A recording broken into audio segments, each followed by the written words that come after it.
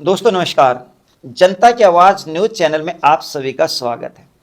साथियों, आज हम बात करते हैं एक ऐसे डिप्लोमेट के बारे में, एक ऐसी शख्सियत के बारे में जो 2000 वर्ष से भी पहले आचार्य चाणक्य जी, जो चंद्रगुप्त मौर्य के प्रधानमंत्री थे और जिसके पास finance ministry, foreign ministry, home ministry, ये सारे मंत्रालय उसके पास थे, जो आज भी बहुत ही सक्रिय हैं।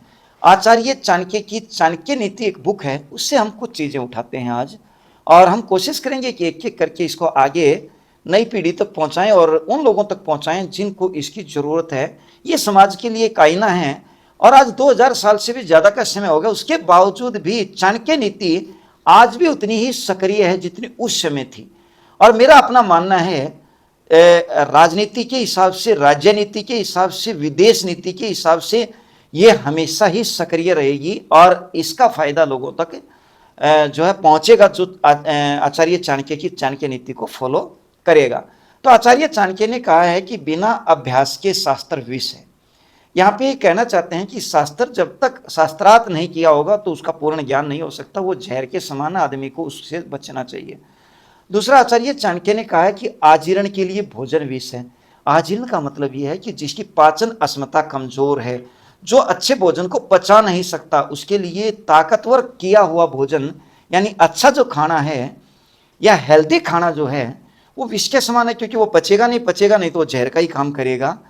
आगे आचार्य चाणक्य ने कहा है कि दरिद्र व्यक्ति के लिए गोष्ठी भी विष के समान है। यानी जो काव्य गोष्ठी कहें, कविता गोष्ठी कहें या एक विचारिक गोष्ठी कहें, दरिद्र को पहले एक पेट भरने की और दरिद्र को पहले जरूरत पूरी करने की जरूरत है, इसलिए उसके लिए गोष्ठी जो है वो विष के समान है।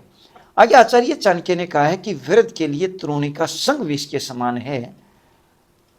तरुणी मतलब जवान महिला और वृद्ध का मतलब एक पुरुष, जो वृद्ध पुरुष है।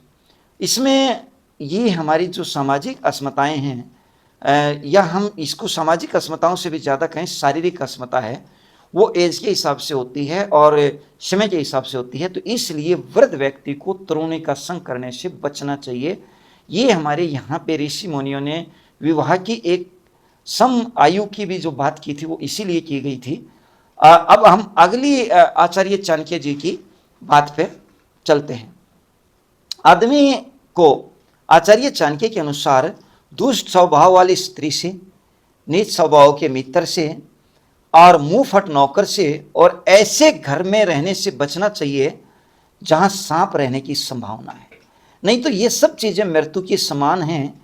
इसमें आचार्य चाणक्य का जो मेरे हिसाब से कहना है वो ये कहना है कि दुष्ट स्वभाव वाली स्त्री कभी भी अपना स्वभाव नहीं छोड़ेगी और आपको उसका नुकसान होगा। दूसरा, नीच स्वभाव का मित्र, वो जब भी मौका मिलेगा अपना नीच स्वभाव दिखाए बगैर रहेगा नहीं, और मित्र के साथ आप विश्वास के साथ रहते हैं, इसलिए आपको बचना चाहिए। और मुंह फट नौकर का मतलब ये है कि जो कभी भी कुछ भी बिना सोचे समझे बोल दे, वो आपको हानि ही पहुंचाएगा, लाभ नहीं पहुंचा सकता। और ऐसा व्यक्ति जो सर्पों के घर में रहता है, कब उसको सर्प काट दें और कब उसकी मृत्यु हो जाए ये कहा नहीं जा सकता। तो ये आज कुछ लाइनें थी आचार्य चाणक्य जी की जो हमने चर्चा की, और आगे भी हम आचार्य चाणक्य जी की चाणक्य नीति का जो है अध्ययन करते रहेंगे और इस पर चर्चा करते रहेंगे। मैं उम्मीद करता हूँ कि ये चीज़ें आपके लिए लाभदायक रहेंगी, ज़्यादा से ज़्यादा लोगों तक इसको पहुँचाने का कष्ट करें। जय हिंद, जय भारत।